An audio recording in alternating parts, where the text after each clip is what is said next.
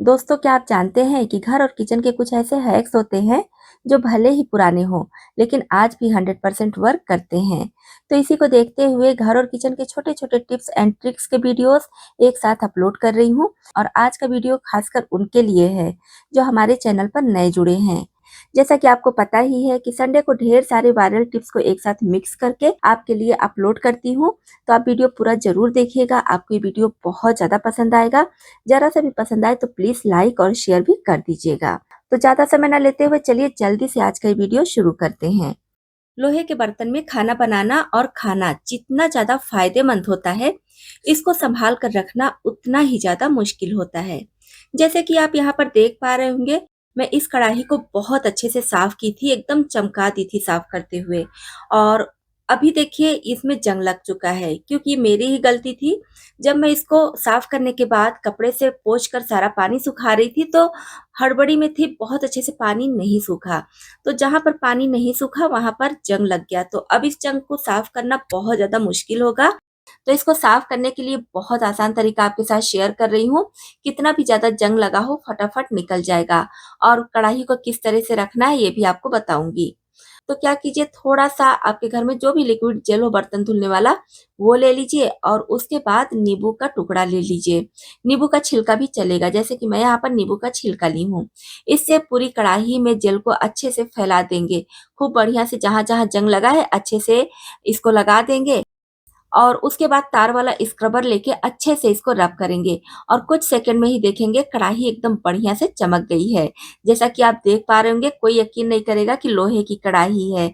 और इतनी बढ़िया देखिए चमक रही है। मेरे घर में जितनी भी कढ़ाइयाँ हैं, आप वीडियोस में देखे ही होंगे, सारी कढ़ाइयाँ इसी तरह से चमकती हैं।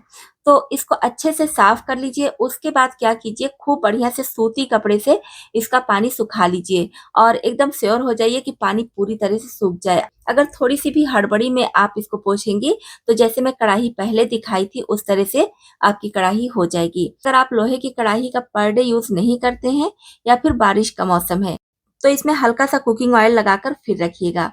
क्योंकि मैं इसका पर डे दोनों समय यूज करती हूँ, इसकी वजह से कुकिंग ऑयल नहीं लगा रही हूँ। अभी मैं इसका फिर से यूज करूंगी, लेकिन आप अगर रखने वाले हैं, पर डे यूज नहीं करते हैं तो लगा कर रखिएगा। तो आपकी कढ़ाई भी एकदम साफ सुथरी चमकदार रहेगी। जैसा कि आजकल लोग अपने हेल्थ पर बहुत ज़्यादा ध्यान दे रहे हैं, तो इसी को देखते हुए मिलेट्स की रोटी यानी कि मोटे अनाज की रोटी खाना पसंद करते हैं। तो ये रोटी अगर हम गरम-गरम बनाते हैं, खाते हैं तब तो बहुत ज़्यादा अच्छी लगती है, लेकिन जब इसको रख देते हैं, तो ये अपने आप से टूटने लगती है और बहुत ज़्यादा टाइट हो जाती है।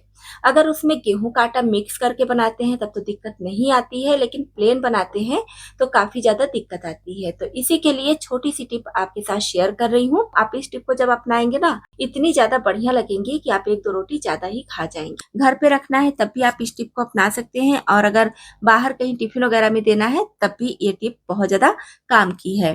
तो क्या कीजिए, रोटियों को बना लीजिए और कोशिश कीजिए कि थोड़ी पतली रोटियाँ बनाइए तो ज़्यादा अच्छा है। उसके बाद लीजिए देसी घी डायरेक्ट इस पर नहीं लगाइएगा, थोड़ा-सा पानी इसमें डाल दीजिए। आप देख पा रहे होंगे मैं बिल्कुल ज़रा-सा पानी, जैसे कि 1 छोटा चम्मच के करीब देसी घी है तो 2 छोटा चम्मच के करीब पानी इसमें डाल दी हूँ। देसी घी और पानी को अच्छे से मिक्स कर लीजिए। मैं यहाँ पर नॉर्मल पानी ली हूँ, लेकिन आप हल्का-सा गरम लेंगे तो ये घी पूरी तरह से पानी में मिक्स हो जाता है। अब थोड़ा-थोड़ा ये पानी वाला घी इसके ऊपर लगाइए। और दोस्तों, आप ऐसा बिल्कुल ना समझिएगा कि जब आप पानी के साथ घी लगाएँगे तो रोटी गीली हो जाएगी, चिपचिपी हो जाएगी, ऐसा बिल्कुल भी नहीं है। क्योंकि आप घी के साथ लगाएँगे तो आपकी रोटी बहुत ज़्यादा सॉफ्ट रहेगी। कितने भी घंटे आप इसको रख दीजिए, बस ये घी वाला पानी आप अच्छे से रोटी में दोनों साइड से लगा दीजिएगा। मैं एक साइड से थोड़ा बढ़िया से लगा रही हूँ और दूसरी रोटी इसके ऊपर रख दे रही हूँ, तो अपने आप से दूसरे साइड में लग जाएगी। और हाँ, ये भी ध्यान रखना है कि रोटी पूरी तरह से ठंडी ना होने पाए, हल्की गरम रहे तभी आप इसमें ये देसी घी और पानी लगाइएगा। अब जितनी भी रोटी में आपको घी लगाना है उतना लीजिए, इस तरह से फोल्ड करके रख दीजिए।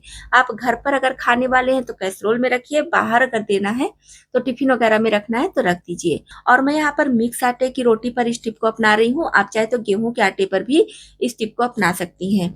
गर्मियों में जब भी आप देसी घी लगाइए थोड़ा सा उसमें पानी जरूर ऐड कर लीजिए। तो इस तरह से आपकी रोटी अपने आप से टूटेगी भी नहीं और कड़ी भी नहीं होगी।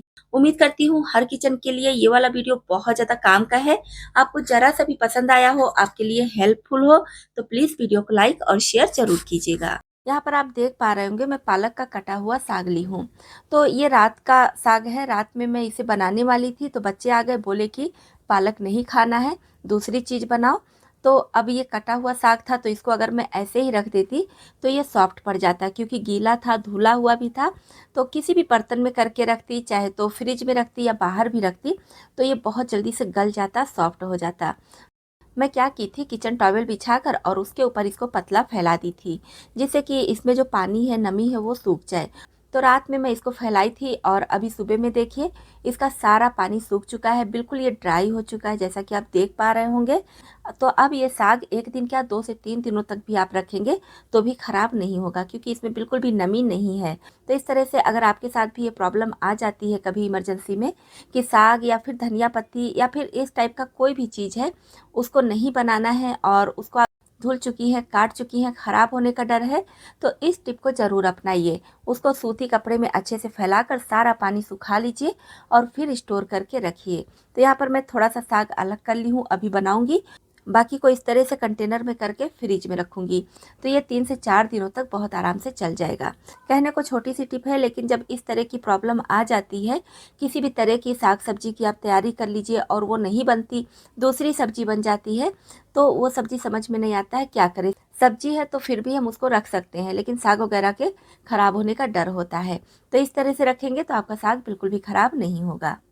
टमाटर का सैलेड हम सभी के घरों में बनता है। बहुत से लोगों को नहीं आइडिया होता है कि कितना मोटा कट करें या फिर कितना पतला, या फिर जो बिगनर है उनके साथ ये प्रॉब्लम और ज़्यादा आती है। तो इसी के लिए बहुत बढ़िया टिप आपके साथ शेयर कर रही हूँ। इस तरह से लीजिए फ़ॉर्क, जैसा आपका टमाटर है बड़ा या फिर छोटा, उसके हिसाब से 2-3 फ़ॉर्क ले लीजिए। ये वाला टमाटर बहुत ज़्यादा बड़ा नहीं है, मीडियम साइज़ का है, तो मैं यहाँ पर 2 फ़ॉर्क ली हूँ। इस तरह से फ़ॉर्क लगा दे रही हूँ। और ये टमाटर थोड़ा गला हुआ है, सूखा हुआ है, लेकिन अभी घर में दूसरा टमाटर है नहीं, यही 1 पीस बचा था, तो मैं सोची कि आपके साथ आइडिया शेयर कर दे रही हूँ। और अगर आप फ्रेश टमाटर लेंगे ना, तो उससे पीस और अच्छे से कट होंगे और उसमें फ़ॉर्क और अच्छे से लग जाएगा और चाकू भी बढ़िया से काम करेगा। तो ये सूखा हुआ टमाटर है, फिर भी मैं आपके साथ आइडिया शेयर कर दे रही हूँ। तो जैसे मैं वीडियो में दिखा रही हूँ, इस तरह से आप फ़ॉर्क लगा दीजिए पूरे टमाटर में और उसके बाद नाइफ से इस तरह से कट कीजिए। तो जो टमाटर का स्लाइस कट होगा ना, एक बराबर कट होगा। जितना गैप आपके फ़ॉर्क में होगा, सेम उतने ही साइज़ का सारा पीस कट होगा। जैसा कि ये टमाटर गला हुआ है, मैं पहले ही बताई हूँ, तो थोड़ा-सा शेप बिगड़ गया है, लेकिन जब आप एकदम फ्रेश टमाटर लेंगे ना, तो उससे बहुत अच्छे से कट होता है। जब भी टमाटर कट कीजिए ना, तो कोशिश कीजिए कि रेती वाला चाकू लीजिए।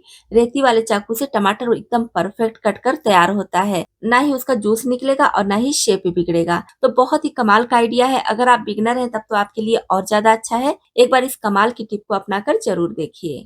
यहाँ पर मैं डेटॉल ली हूँ और ये एक्सपायर हो चुका है। डेटॉल के बजाय आप सेवलॉन या फिर इस टाइप की कोई भी चीज़ ले लीजिए। अगर वो एक्सपायर है तब भी आप इस टिप को अपना सकते हैं और सही है तब भी आप इस टिप को अपना सकती हैं। तो ये वाली टिप वैसे तो हर मौसम के लिए बहुत ज़्यादा बढ़िया है, लेकिन गर्मियों के लिए बहुत ज़्यादा ख़ास है। जैसे गर्मी में क्या होता है, चींटी हर जगह आ जाती है या फिर छोटे-छोटे मक्खियाँ जो होती हैं वो सब आ जाती हैं। ख़ासकर किचन में, किचन के स्लैब पर या गैस चूल्हे पर आती हैं, तो काफ़ी ज़्यादा दिक्कत लगती है। तो क्या कीजिए, खाली कोई भी बॉटल आपके घर में है तो ले लीजिए। मैं यहाँ पर कॉलिन का खाली बॉटल ली हूँ, स्प्रे वाला बॉटल आप ही लेंगे तो ज़्यादा अच्छा होगा। इसमें ये डेटॉल डाल दे रही हूँ और साथ में थोड़ा-सा पानी डाल रही हूँ।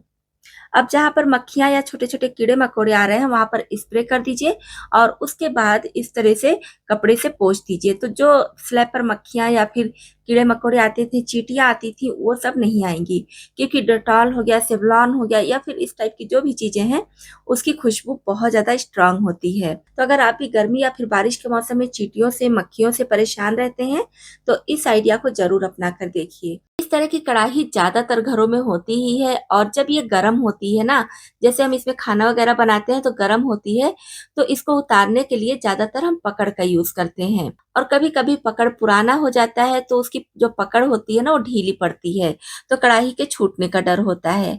तो उस समय हम किचन टॉवेल का यूज़ करते हैं और कभी-कभी हमारे आस-पास किचन टॉवेल भी नहीं होता है, तो समझ में नहीं आता है कि क्या करें। तब आप उस समय कलछी या पलटे का यूज़ कीजिए। आपके आसपास जो भी चीजें हैं इस तरह से कढ़ाई के हैंडल में लगाकर और कढ़ाई को उतार लीजिए। बहुत आसानी से कढ़ाई उतर जाएगी। अगर छोटी कढ़ाई है तब तो एक साइड में आप कलछी या पलटा लगाइए। अगर बहुत ज़्यादा बड़ी कढ़ाई है, ज़्यादा सा खाना उसमें बन रहा है, तब आप दोनों साइड पे कलछी या पलटा लगा दीजिए और दोनों हाथ से पकड़ लीजिए। तो बहुत आसानी से आप इसको इधर से उधर रख सकती हैं। ना तो पकड़ की ज़रूरत पड़ेगी और ना ही किचन टॉवेल वगैरह की। और ये कोई आज का आइडिया नहीं है। हमारी दादी-नानी के ज़माने से ये आइडिया चला आ रहा है। वो इसी तरह से कढ़ाई को मिट्टी के चूल्हे से उतारती थीं। कहने को ये टिप वैसे तो पुरानी है, लेकिन आज भी 110% वर्क करती है। तो जब भी आप मुश्किल में फँस जाएँ, तो इस तरह पलटे या कलछी से गरम कढ़ाई को पकड़कर ज़रूर देखें। इस तरह का बॉटल हम सभी के घरों में आता है। चाहे तो पानी का हो गया, मैंगो शेक का या फिर मिल्क वगैरह का, मतलब कोई भी बॉटल हो प्लास्टिक का आप ले लीजिए, रैपर को हटा दीजिए और इसको यहाँ से कट कर लीजिए। तो वीडियो में बने रहिए, आगे आपको पता चलेगा कि बॉटल का साइज़ क्या रखना है कट करने के लिए। अब जैसे कि यहाँ पर आप देख पा रहे होंगे मैं टमाटर ली हूँ, तो टमाटर की बहुत सारी ऐसी रेसिपीज़ बनानी होती है जिसमें से बीज निकालना होता है। तो अगर टमाटर का बीज निकालना है तो चाकू से निकालते हैं तो टमाटर का जो साइड वाला भाग होता है वो भी कट जाता है। तो बॉटल से इस तरह से प्रेस करेंगे, बीज वाला भाग निकल जाएगा बहुत आसानी से और टमाटर का ये रिंग निकल जाएगा। इससे आप अपनी रेसिपीज़ बना सकते हैं। अब जो बॉटल हम कट करेंगे वो टमाटर के हिसाब से कट करेंगे। जैसे अगर टमाटर छोटे साइज़ का है, तो जहाँ पर बॉटल पतला है वहाँ से कट कीजिए और बड़े साइज़ का टमाटर है तो जहाँ पर बॉटल चौड़ा हो या फिर बड़े साइज़ का बॉटल कट करके लीजिए। मतलब कि टमाटर के हिसाब से आपको बॉटल कट करना है। तो बहुत आसान तरीका है, इस तरह से कम मेहनत में आप ढेर सारे टमाटर के बीज को अलग कर सकते हैं। अगर आप भी चाहते हैं कि कुकिंग करने में आपका समय बचे और किचन का काम फटाफट हो जाए, तो इस टिप को ज़रूर अपना कर देखिए। जैसे कि साग हम सभी के घरों में बनता है और साग को बनाने में बहुत ज़्यादा समय लगता है। साग को छोड़कर हम इधर से उधर हट भी नहीं सकते हैं क्योंकि थोड़ी-थोड़ी देर पर चलाना पड़ता है और साग को बनाने में गैस भी बहुत ज़्यादा खर्च होती है। तो इसके लिए इस टिप को ज़रूर अपनाइए। जैसे कि मैं साग को कट करके प्रेशर कुकर में डाल दी थी और थोड़ा-सा नमक, मतलब जैसा साग है उसके हिसाब से नमक डाल दी हूँ। उसके बाद इसका ढक्कन लगाकर लो फ्लेम पर 1 सीटी आने तक पका ली हूँ और उसके बाद प्रेशर अपने आप से निकल चुका है। तो आप देख पा रहे होंगे बस 1 सीटी में ही हमारा साग बहुत अच्छे से गल जाता है। और जब आप साग को बॉयल कीजिएगा तो इसमें पानी डालने की ज़रूरत नहीं है क्योंकि हम नमक डालते हैं तो साग से खुद ही पानी निकलता है। ये सारा साग का पानी है, लाल साग है जिसकी वजह से पानी का कलर भी लाल है। बस अब इसको कढ़ाई में डालकर थोड़ा-सा पानी सुखाना है। अगर आप पानी नहीं सुखाना चाहते हैं तो छान लीजिए। इस पानी का यूज़ आटा गूँथने में कर लीजिए या फिर सब्ज़ी की ग्रेवी वगैरह में भी डाल सकते हैं या फिर दाल में डाल सकते हैं। लेकिन मैं इसको कढ़ाई में डालकर थोड़ा-सा पानी सुखा लूँगी और उसके बाद तड़का वगैरह लगाकर साग बनाकर तैयार कर लूँगी। कुछ लोग बोलेंगे कि इसके स्वाद में अंतर आता है, तो ऐसा बिल्कुल नहीं है। आप एक बार बनाकर ज़रूर देखिए, बिल्कुल भी अंतर नहीं आएगा। तो साग को भूनने और गलाने में जो समय जाता वो हमारा समय बच गया। तो इस तरह से घर और किचन के काम को आसान करने के लिए छोटी-छोटी टिप्स और ट्रिक्स को अपनाकर अगर आप काम करेंगे ना तो आपका काम भी बहुत ज़्यादा आसान हो जाएगा। आपका समय तो बचेगा ही, मेहनत भी कम लगेगी, गैस बचेगी और जिससे हमारा पैसा भी बचेगा। तो ये वाली टिप भी हमारी बहुत ज़्यादा ख़ास है। इससे बचेंगे हमारे ढेर सारे पैसे और इससे हम ऐसी चीज़ बनाकर तैयार करेंगे जो मार्केट में बहुत ज़्यादा महँगा मिलता है। तो इसके लिए हमें चाहिए टूथपेस्ट का ट्यूब। कोई भी टूथपेस्ट का ट्यूब ले लीजिए, छोटा या बड़ा, और उसका ये वाला भाग कट कर लीजिए। कट करने के बाद आप इसमें देख पा रहे होंगे कितना ज़्यादा टूथपेस्ट है। तो टूथपेस्ट को अभी हम रखेंगे साइड में। नेक्स्ट वीडियो में इससे भी आपको टिप दिखाऊँगी कि इस टूथपेस्ट का क्या करना है। और इधर माउथ वाले भाग में जितना टूथपेस्ट है इसको भी निकाल कर उसी में डाल दे रही हूँ। तो टूथपेस्ट निकालने के बाद इसको अच्छी तरह से धुल लेंगे। इसमें टूथपेस्ट बिल्कुल भी लगा ना रहे और धुलने के बाद इसके साइड्स को इस तरह से कट कर लेंगे। पूरा नहीं कट करेंगे, थोड़ा-थोड़ा बचा कर रखेंगे जैसा आप वीडियो में देख पा रहे होंगे।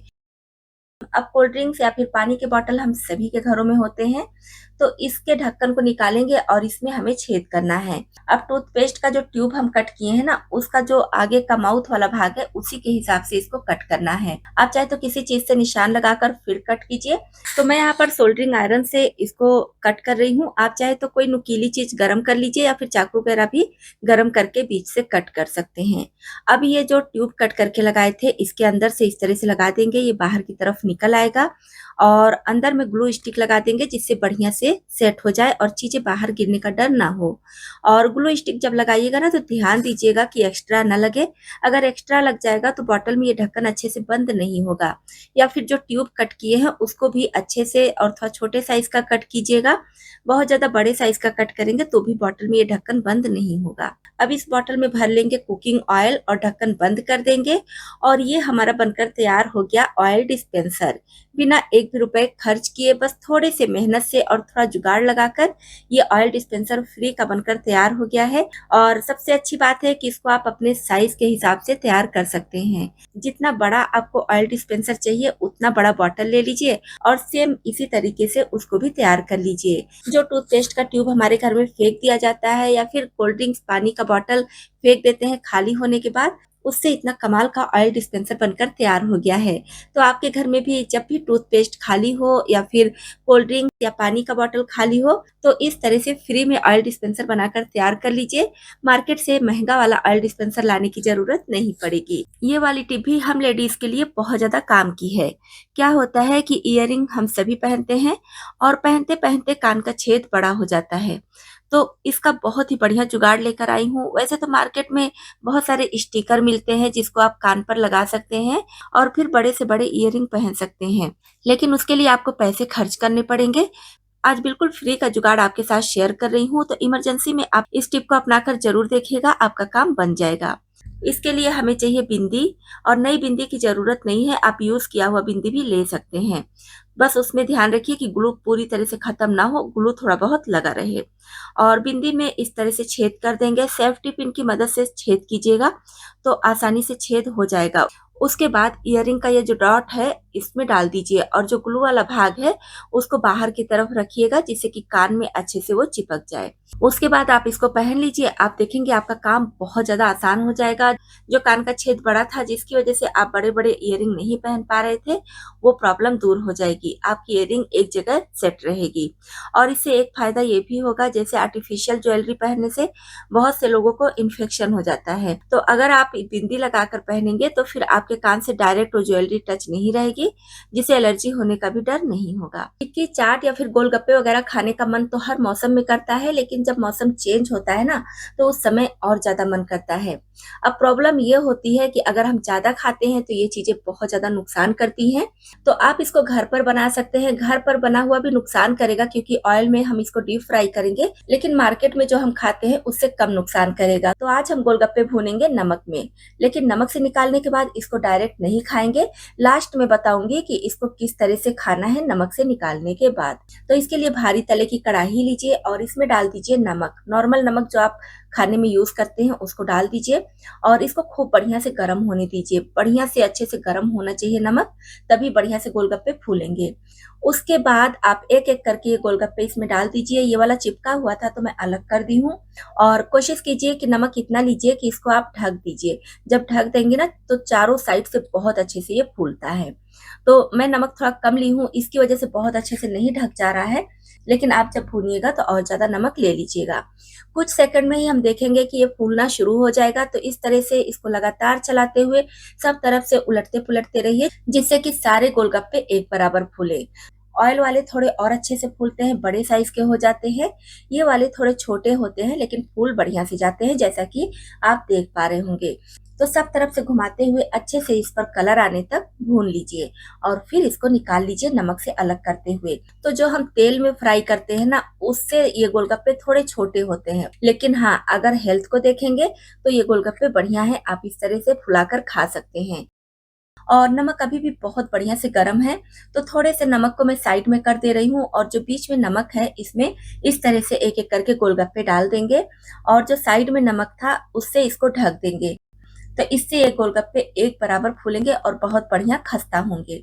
तो यहाँ पर जब ये फूलने लगे तब इस तरह से लगातार चलाते हुए बढ़िया से कलर आ जाए फिर इसको भी निकाल लीजिए। तो इस तरह से आप जितना चाहें उतने गोलगप्पे को फुलाकर निकाल लीजिए। बहुत बढ़िया खस्ता बनते हैं, ये खाने में भी टेस्टी लगते हैं।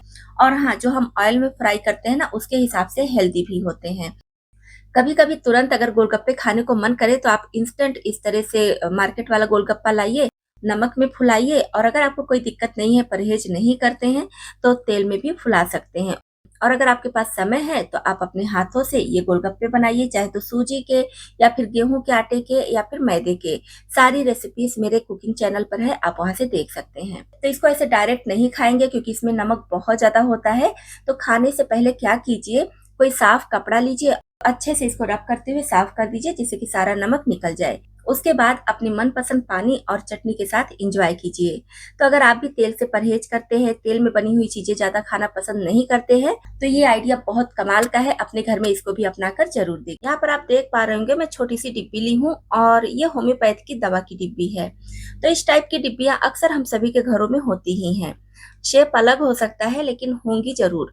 और दवा वगैरह की नहीं है तो हींग आता है या फिर मतलब ऐसी बहुत सारी छोटी छोटी डिब्बियां आपके घर और किचन में होंगी ही।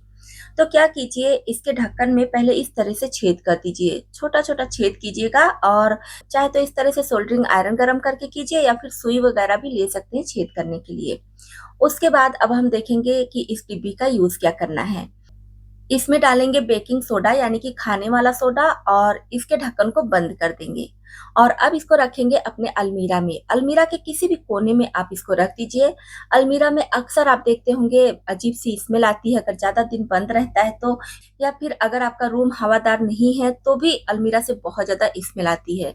तो इस तरह से छोटी सी डिब्बी में आप बेकिंग सोडा करके अलमीरा में रख दीजिए। कपड़े से जो बैड स्मेल आती है उसको ये सोख करेगा और इस तरह की डिब्बी में है तो इसके गिरने का भी डर नहीं है और आपकी अलमारी, आपका कपड़ा एकदम सेफ रहेगा। अभी जैसे कि गर्मी का मौसम है तो इसमें दिन भर ठंडा ठंडा खाने को मन करता है, जैसे कि आइसक्रीम, मिल्क शेक या फिर कस्टर्ड वगैरह।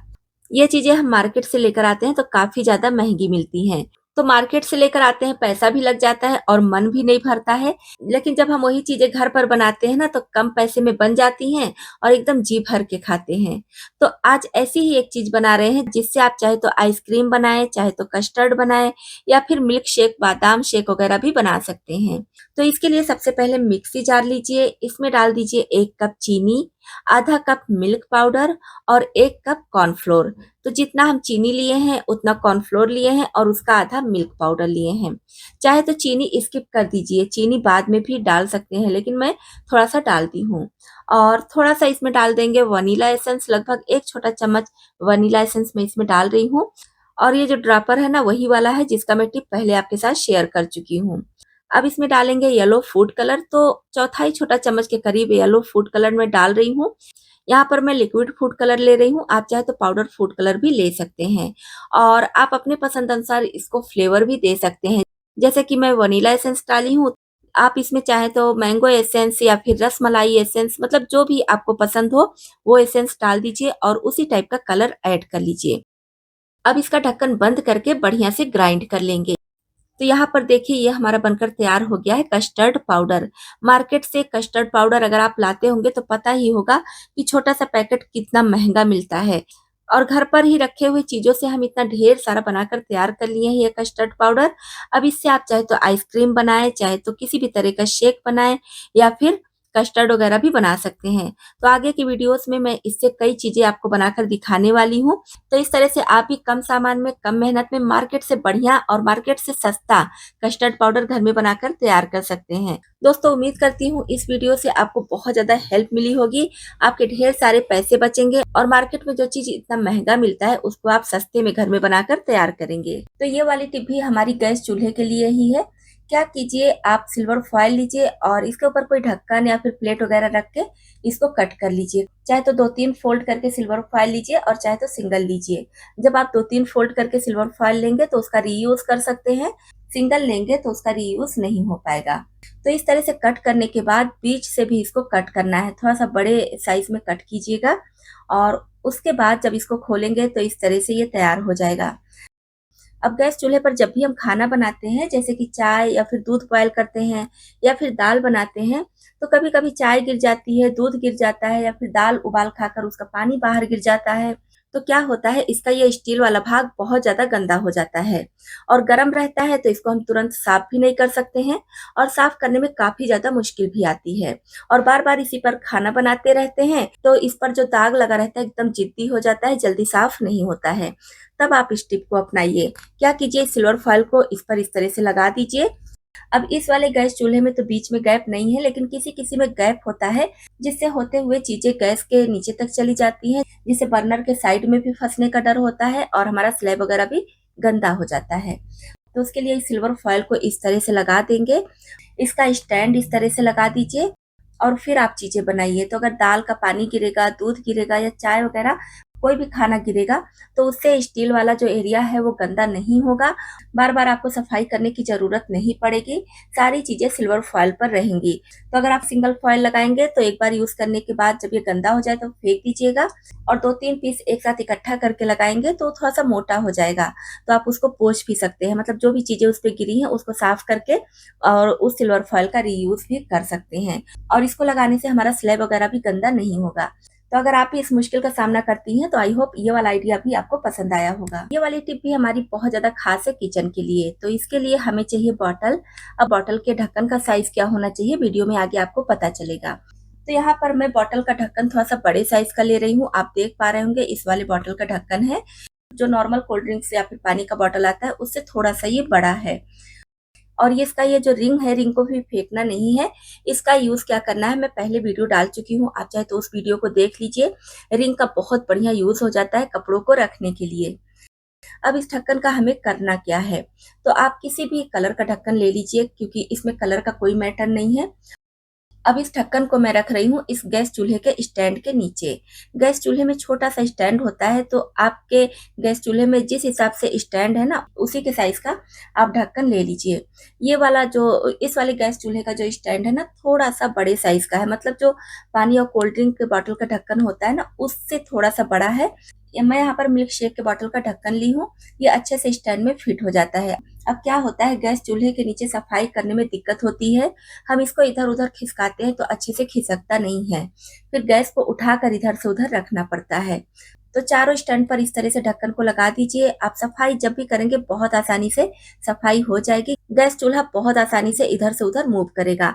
आई होप ये वाला आइडिया भी आपको पसंद आया होगा।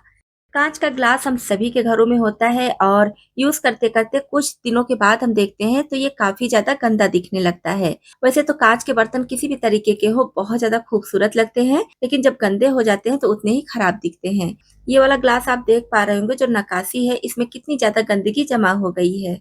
काफी दिनों से मैं इसको साफ नहीं की हूँ और काफी दिनों से ये रखा हुआ था ऐसे। तो आज हम इस कांच के ग्लास को साफ करके देखेंगे बहुत आसान तरीके से। मार्केट से कुछ भी लेकर आने की ज़रूरत नहीं पड़ेगी, घर में रखे हुए बेकार चीज़ों से ही आप इसको साफ कर सकते हैं। तो इसके लिए एक बाउल में लेंगे पानी और हल्का गर्म पानी है यहाँ पर, और ये है टूथपेस्ट। तो टूथपेस्ट कटा हुआ है, इसका जो आगे का भाग है उसका वीडियो मैं आपके साथ पहले ही शेयर कर चुकी हूँ। तो कितने भी अच्छे से आप टूथपेस्ट निकाल लीजिए फिर भी थोड़ा बहुत पेस्ट बचा रहता है। तो उसी बचे हुए पेस्ट को मैं इकट्ठा कर ली हूँ और इस पानी में इसको घोल देंगे। तो अभी भी इसमें थोड़ा पेस्ट बचा हुआ है, इसको अभी भी मैं साइड में रखते रही हूँ। बाद में इससे कुछ और आइडिया आपके साथ शेयर करूँगी। तो ज़रूरत के हिसाब से आप इसमें टूथपेस्ट डाल दीजिए। इसी के साथ में डाल देंगे थोड़ा-सा बेकिंग सोडा यानी कि खाने वाला सोडा, और गिलास को इसमें करीब 10 मिनट तक भिगा कर रखेंगे। और ध्यान रखिए कि जो पानी हम लिए हैं बहुत ज़्यादा गर्म नहीं होना चाहिए, हल्का-सा गुनगुना होना चाहिए जितना कि हाथ सह सके। और 10 मिनट बाद लेंगे कोई पुराना ब्रश और जो इसकी नक्काशी है ना, इस तरह से इस पर रब करते हुए साफ करेंगे। ये मेरे किचन का ब्रश है, इसका यूज़ मैं इन्हीं सब चीज़ों के लिए करती हूँ। आप कोई भी ब्रश ले सकते हैं। और नक्काशी को इस तरह से रब करते हुए साफ करने के बाद अब पुराना स्क्रबर लेंगे। ध्यान रखिए कि जो सॉफ्ट स्क्रबर होगा उसी को लीजिएगा। अगर आप एकदम नया स्क्रबर लेंगे तो वो बहुत ज़्यादा हार्ड होता है, उससे बर्तनों पर स्क्रैच पड़ने का डर होता है और वो बढ़िया से सफाई भी नहीं कर पाएगा क्योंकि ग्लास में अच्छे से नहीं जाएगा। तो इसी तरह से एक-एक ग्लास की नक्काशी को पहले ब्रश से साफ कीजिए और फिर स्क्रबर से। और जो 2 ग्लास बचा था उसको भी मैं 10 मिनट के लिए इसी तरह से भिगा कर छोड़ दूँगी और इसको भी साफ करके फिर आपको दिखा रही हूँ। तो यहाँ पर देखिए ग्लास बहुत अच्छे से साफ हो चुका है। सारे ग्लास को मैं धुल ली हूँ और आप देख पा रहे होंगे पहले ग्लास कितना ज़्यादा गंदा दिख रहा था। इसकी नक्काशी में गंदगी बहुत ज़्यादा थी और अभी एक-एक डिज़ाइन बहुत अच्छे से दिख रही है और ग्लास भी एकदम नए जैसा चमक गया है। तो इस तरह से आपके घर में भी कोई भी काँच का बर्तन हो, सेरेमिक बर्तन हो, तो उसको बहुत आसानी से साफ कर सकते हैं टूथपेस्ट और बेकिंग सोडे की मदद से। तो ये वाला जो वीडियो है ना, ये बहुत ज़्यादा ख़ास है और हो सकता है आपके सामने भी आया हो। आया ही होगा क्योंकि इतना ज़्यादा वायरल हो चुका है कि हर किसी के सामने आया होगा। तो यहाँ पर मैं एक ग्लास ली हूँ, काम को आसान करने के लिए ग्लास को गैस पर रख रही हूँ जिससे कि इसमें मैं तेल डालूँ तो तेल जल्दी से गर्म हो जाए। वैसे जो वीडियो था वो था कि कढ़ाई में ग्लास रखना था और फिर ग्लास में तेल डालना था, फिर तेल को गर्म करना था। तो उसमें गैस बहुत ज़्यादा खर्च होती, जैसे कि पहले कढ़ाई गर्म होती, फिर ग्लास गर्म होता और फिर उसके बाद तेल गर्म होता। इसलिए मैं ग्लास को गैस पर रख के तेल पहले से गर्म कर ले रही हूँ। फिर आगे का वीडियो देखेंगे कि क्या है। तो यहाँ पर तेल बढ़िया से गर्म हो चुका है, लेकिन तेल मुझे थोड़ा ज़्यादा लग रहा है, तो थोड़ा-सा मैं इसे कम कर दे रही हूँ। अब करीब आधा ग्लास तेल इसमें है, जो वीडियो में देखी थी उसमें भी इतना ही तेल लिया गया था। तो तेल बढ़िया से गरम है, कढ़ाई के अंदर मैं इस ग्लास को रखती हूँ और फ्लेम ऑन है, हाई पर है। हाई पर ही रखना है, वीडियो में ऐसा दिखाया गया था, जिससे कि तेल बढ़िया से गरम होता रहे। तो जब तेल अच्छे से गरम रहे तब इसमें ये पुचका डालेंगे। एक साथ 6, 7, 8, 10 वो लोग डाल दिए थे, लेकिन मैं सिर्फ 4 या 5 डाली हूँ। और जैसे ही पुचका डाली हूँ तो देख रही हूँ कि ये ऊपर नहीं आ रहा है। पहले मैं इसको हल्का-सा हिलाई हूँ, फिर आप देखे हैं कि एक पुचका ऊपर आया है। अब होना क्या चाहिए था कि एक-एक करके सारा पुचका फूलकर ऊपर आता और ग्लास से अपने आप से बाहर निकलता, लेकिन ऐसा नहीं हो रहा है, क्योंकि मैं एक साथ 3-4 डाल दी हूँ तो ये आपस में फँस गए हैं, जिसकी वजह से अच्छे से फूल भी नहीं रहा है, आप देख पा रहे होंगे। एक पुचका तो बहुत अच्छे से फूला है, लेकिन अभी बढ़िया से क्रिस्प नहीं हुआ है। तो ये अपने आप से निकल कर बाहर नहीं आ रहा है, आप देख पा रहे होंगे। और जो पुचका नीचे है वो नीचे ही दबा हुआ है, अभी जब ऊपर का निकालेंगे तो देखेंगे कि वो फूला है कि नहीं। हल्का-सा मैं इसको हिला रही हूँ तब ये ऊपर की तरफ आ रहा है और साइड से 1-2 पुचका और डालना है, जैसा वीडियो में दिखाया गया था। मैं भी डाल रही हूँ, तो नीचे में आप देख पा रहे होंगे सब पुचका एक में फँसा हुआ है, क्योंकि वो निकल नहीं पा रहा है। तो इस तरह से जो पुचका फूला है उसको मैं खुद ही निकाल दे रही हूँ, जिससे कि जो नीचे है वो ऊपर आ जाए। तो बहुत अच्छे से ये पुचका फूल रहा है, जैसा कि आप देख पा रहे होंगे। लेकिन जो इस पर कलर आना चाहिए ना, वो कलर नहीं आ रहा है, बढ़िया से क्रिस्प नहीं हो रहा है। तो ये बिल्कुल सॉफ्ट है और मैं इसको कढ़ाई में डाल दी हूँ। वीडियो में भी ऐसा ही दिखाया गया था कि पुचका फूलकर अपने आप से कढ़ाई में गिरता रहेगा। तो कढ़ाई में मैं इसको निकाल दी हूँ और दूसरा पुचका इसमें डाली हूँ।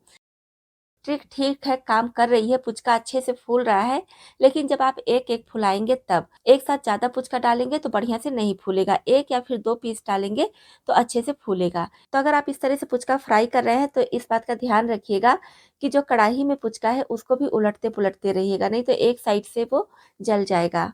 मुझे तो ये आइडिया बिल्कुल भी समझ में नहीं आया, जितनी देर में हम कढ़ाई गरम करेंगे, ग्लास गरम करेंगे, तेल गरम करेंगे, उससे कम देर में डायरेक्ट कढ़ाई में डालकर ढेर सारा पुचका फ्राई करके निकाल लेंगे। और हाँ, वीडियो में ये भी दिखाया गया था कि तेल का यूज़ कम होगा, लेकिन मुझे तो कहीं से भी तेल का यूज़ कम नहीं लग रहा है, क्योंकि हम इसको डीप फ्राई तो कर ही रहे हैं, चाहे गिलास में करें या फिर कढ़ाई में। तो देखिए, जब मैं इसमें 2 पीस पुचका डाली हूँ तो अच्छे से फूल रहा है। इसको इस तरह से फुलाकर कढ़ाई में उलटते-पुलटते रहिएगा तो बढ़िया से क्रिस्प हो जाएगा। लेकिन ग्लास में जल्दी क्रिस्प नहीं हो रहा है, बहुत ज़्यादा समय लग रहा है। मैं जो वीडियो देखी थी उसमें बहुत जल्दी-जल्दी ढेर सारा पुचका फूल रहा था और गिलास से अपने आप से निकल कर बाहर आ रहा था। तो मैं भी उसी तरह से करना चाह रही थी, लेकिन जो वीडियो में दिखाया गया था बिल्कुल अलग है और जब मैं इसको फ्राई कर रही हूँ तो बिल्कुल अलग है। इसमें मुझे चम्मच से इसको चलाना पड़ रहा है और बाहर निकालना पड़ रहा है, वीडियो में ऐसा कुछ भी नहीं था। चम्मच वगैरह का उस वीडियो में यूज़ ही नहीं हुआ था। कोई फूला है, कोई पिचक गया है और कोई सॉफ्ट है, कोई जल गया है, जैसा कि आप देख पा रहे होंगे। तो अगर आप भी इस तरह से पुचका फ्राई किए हैं, आपका बढ़िया फ्राई हुआ है, तो कमेंट बॉक्स में लिखकर ज़रूर बताइएगा, या फिर मेरी तरह आपका भी बिगड़ गया है तो ये भी बताइएगा। और आपको ये वीडियो कैसा लगा? साथ ही साथ अगर आप भी ग्लास में पुचका फ्राई करने का वीडियो देखे हैं, तो कमेंट बॉक्स में लिखकर ज़रूर बताइएगा। तो हमारी ये वाली टिप भी बहुत ज़्यादा ख़ास है हर किसी के लिए।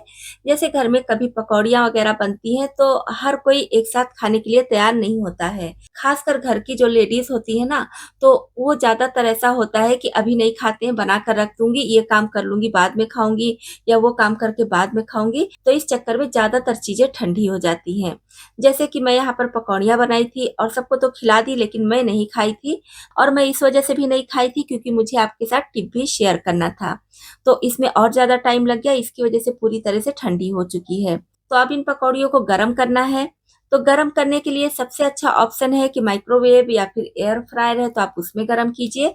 लेकिन अब कभी-कभी लाइट नहीं होती है तो उस समय दिक्कत आ जाती है, या बहुत से घरों में ये चीज़ें नहीं है तो भी प्रॉब्लम होती है। और हम इसको डीप फ्राई भी कर सकते हैं फिर से गरम करने के लिए, लेकिन तब ये ऑयल और ज़्यादा सोक करेंगी। और अगर डायरेक्ट तवे पर या कढ़ाई पर रख के गरम करते हैं, तो ऊपर का भाग तो गरम हो जाएगा लेकिन अंदर से अच्छे से नहीं गरम होगा, और जब तक हम अंदर से गरम करेंगे तब तक ऊपर से पकौड़ियाँ थोड़ी बहुत जल जाएँगी। तो जितने ऑप्शन मैं बताई हूँ अगर आप उनको नहीं अपनाना चाहते हैं तो बस ये कमाल का आइडिया ज़रूर देखिए। एक कढ़ाई लीजिए, इसमें थोड़ा-सा पानी डाल दीजिए, गैस फ्लेम ऑन करके मीडियम या फिर लो कर दीजिए, मतलब कि पानी में अच्छे से उबाल आना चाहिए। और एक कटोरी लीजिए, इस तरह से ढक दीजिए। कटोरी ऐसा लीजिएगा कि जितना पानी आपका है उससे थोड़ा-सा बड़ा लीजिएगा। जैसे कि आप देख पा रहे होंगे मैं बड़े साइज़ की कटोरी ली हूँ और पानी इसके हिसाब से काफ़ी कम है। और पानी में अब बढ़िया से उबाल आने लगा है। तो अब इसके साइड में इस तरह से जितनी पकौड़ी आप गरम करनी है रख दीजिए, और इसको करीब 1 से डेढ़ मिनट तक इसी तरह से रहने दीजिए। उसके बाद दूसरे साइड से पलट दीजिए और फिर आप देखेंगे इतनी बढ़िया ये गरम होती है कि किसी को भी आप देंगे तो यकीन नहीं होगा इस ट्रिक से गरम किया है। तो बहुत ही बढ़िया आइडिया है, एक बार इसको अपनाकर आप ज़रूर देखिए। इस तरह से किसी भी तरह की पकौड़ियाँ हैं बहुत अच्छे से गरम हो जाएँगी। तो दोस्तों आज के वीडियो में मैं ढेर सारे टिप्स एंड ट्रिक्स आपके साथ शेयर की हूँ। उम्मीद करती हूँ आपको पसंद आया होगा। पसंद आया हो तो प्लीज़ वीडियो को लाइक करें, शेयर करें। छाया रसोई चैनल को अभी तक सब्सक्राइब नहीं किया है तो प्लीज़ सब्सक्राइब ज़रूर कर लें।